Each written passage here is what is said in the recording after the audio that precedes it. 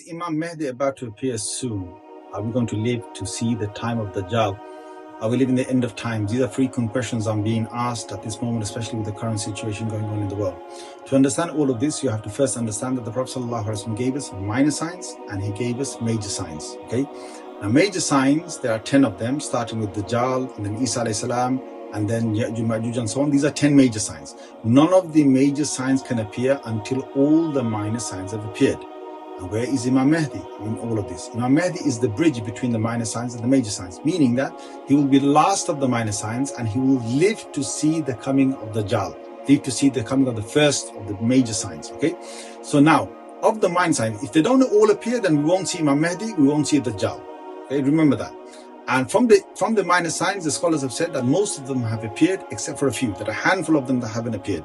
Of them is a hadith in Bukhari and Muslim where the Prophet ﷺ speaks about the river Euphrates, which runs from Turkey, goes through Syria, all the way through Iraq.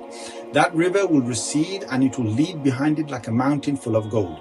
Prophet ﷺ has warned us not to go there. He said, for every 100 men that go there, every man thinking that I'm going to be the one taking the gold, he said 99 of them will die and only one of them will come back alive. Okay, that's a minor sign of the day, before the day of judgment, which we haven't seen yet. Until that doesn't come, Imam Mahdi is not coming, and the Dajjal's not coming, thereafter. Another sign of the minor signs which hasn't yet appeared is that the Prophet ﷺ speaks about the Jaziratul Arab in Sahih Hadith and Muslim, that the Arabian Peninsula would return back to becoming green and have rivers flowing in it. We haven't seen that yet come, and there are a few others that haven't come. Of the signs that haven't come is the lot of battles that the Prophet ﷺ speaks about before, and a lot of wars that happened before the coming of Imam Mahdi. Okay, so one of them is about, and it's a long hadith about the Ahlul Rum. Who are the Ahlul Rum? The Prophet ﷺ, when he says that word or that phrase, he's referring to the current day Europeans. In his time, they were the Roman Empire. In today's time, it's the Europeans and the people who traveled from Europe going to America, because that's how America was founded, and anywhere else from Europe that they went. These are the Ahlul Rum. Now, the Ahlul Rum will divide into two. There'll be part of them that will be the enemies of Muslims, and part of them will be sympathetic towards the Muslims. Those who are sympathetic towards the Muslims will join the Muslims together in a war and fight the others who are the enemies of the Muslims. And these battles carry on. Some they will lose, some they will win, and so on, until one day the Ahlul Rum that are sympathetic towards the Muslims, with the Muslims, they win over the others. Okay, they live in peace for a little while, and after that, one day they fall into dispute. The Muslims say that we won this last major war because of the Quran, and the Ahlul Rum say, no, we won it because of the cross. And they have a fight between them now. And in this fight, the Muslims are defeated. And the hadith mentions that that Imam Mahdi is coming after this. Okay, so Imam Mahdi comes at the end of sort of this war. Okay, that's one hadith. There's another hadith in Abu Dawud, a Sahih hadith, which speaks about the succession of Khalifas. Now, Khalifa is a person who rules the entire Muslim world. We had this for centuries and centuries, from the time of Abu Bakr radiallahu anhu till about 100 years ago.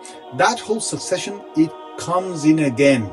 And there are many successive sort of rulers. One last ruler has passed away. A new ruler is supposed to be elected. They are in Sham at the moment. Rasulullah sallallahu alaihi wasallam speaks about Sham in various ahadith.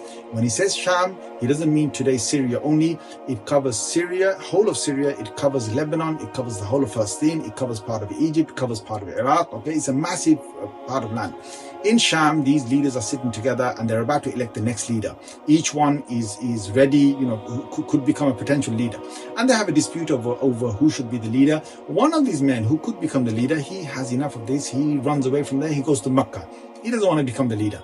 The others look around. They say, where's that man gone? And they say, well, he's gone to Mecca. So they say, you know what? Let's make him the leader. They come all the way to Mecca. They find this man he's doing tawaf around the Kaaba. And they force him to become the leader of the Muslims, just like the Muslims forced Abu Bakr radiallahu anhu in the past to become a leader of the Muslims. Now, this man is the Mahdi. How do you know he's the Mahdi? Not because of this occurrence, but because of another occurrence that happens at that very moment, which is they left behind them, when they came down from Sham, they left behind them an army. That army becomes rebellious. And they say, well, what? They're making this guy the leader of the Muslims? No, we're not taking any of this, right? So they come with a whole army trying to crush these people. When they get to Medina in a plain piece of land, then the whole land opens beneath their feet and that whole army is crushed and swallowed inside. When that occurrence happens, we know the man that they gave allegiance to in front of the Kaaba, he is the Mahdi.